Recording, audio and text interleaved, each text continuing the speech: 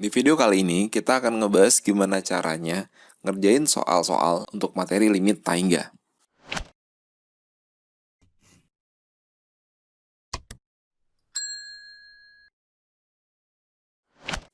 Limit Taingga itu pada dasarnya cuma kebagi dalam dua bentuk. Bentuk pertama, contoh kalau kita punya limit X mendekati Taingga dari 2x pangkat 3 ditambah 4x kuadrat tambah 5x dibagi 4x pangkat 3 ditambah 4x.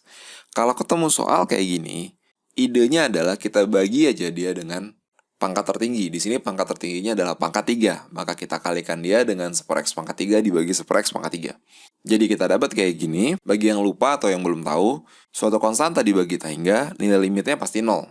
Sehingga kalau kita coba substitusikan Taingganya, ini semua akan jadi 0, maka tinggal 2/4 sama dengan setengah. Nah, dengan ide berpikir kayak gini, kita bisa rumuskan kalau kita punya limit X mendekati Taingga untuk AX pangkat M ditambah bla bla bla dibagi BX pangkat N ditambah bla bla bla. Untuk M dan N itu pangkat tertinggi yang di atas dan di bawah, kita cukup lihat pangkat tertingginya aja. Kalau M sama dengan N, kalau pangkat tertinggi yang di atas sama dengan yang di bawah, maka jawabannya tinggal ambil koefisiennya, tinggal A per B. Kalau M lebih gede daripada N, kalau pangkat tertinggi yang di atas lebih gede daripada yang di bawah, maka jawabannya Taingga. Kalau yang di bawah lebih gede, jawabannya adalah 0.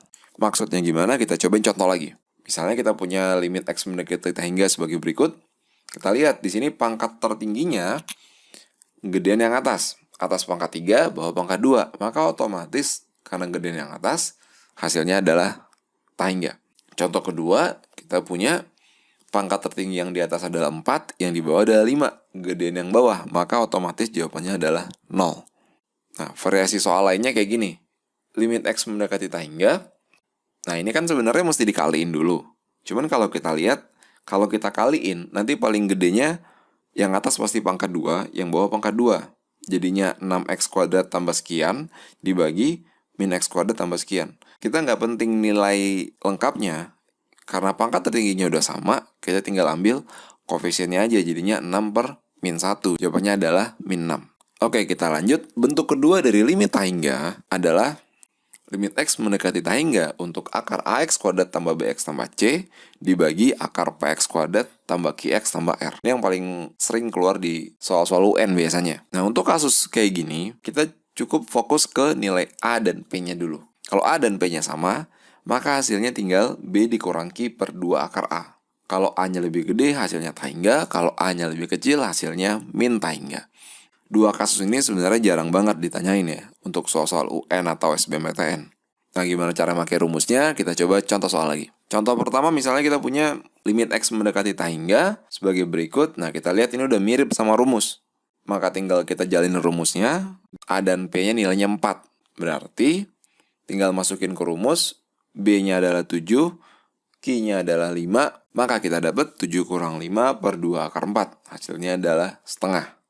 Contoh kedua, misalnya kita punya limit X mendekati Taingga sebagai berikut.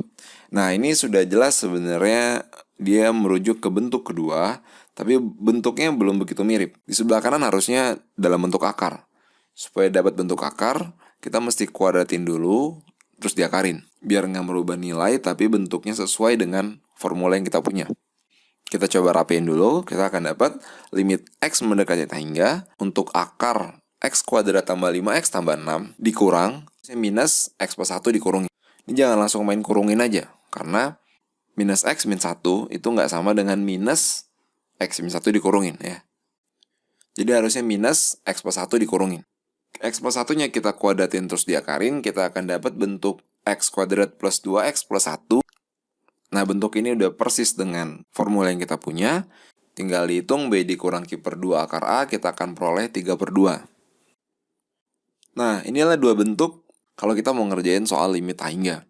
Apakah semua soal limit Taingga bisa dikerjain dengan dua bentuk ini? Untuk materi sampai taraf SMA, jawabannya iya. Kalau misalnya ketemu soal limit Taingga yang bentuk yang nggak bisa dikategorikan dalam dua bentuk ini, maka pasti soalnya bisa kita modifikasi dulu sehingga ujung-ujungnya bukan limit Taingga ternyata, atau kita bisa akalin, kita ubah bentuknya sehingga bisa merujuk ke dua bentuk ini. Variasi soal limit tahingga cukup banyak sebenarnya. Soal-soal limit tahingga yang nggak mainstream, yang menarik, nanti akan saya bahas khusus di video lainnya. Mudah-mudahan video ini bisa memberikan pemahaman dasar terkait gimana caranya ngerjain soal-soal limit tahingga.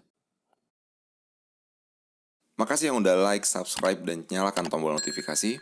Silahkan share video ini kalau bermanfaat. Jangan lupa tinggalin komen. Dan kalau mau belajar matematika lebih lanjut, bisa hubungi kontak di kolom deskripsi.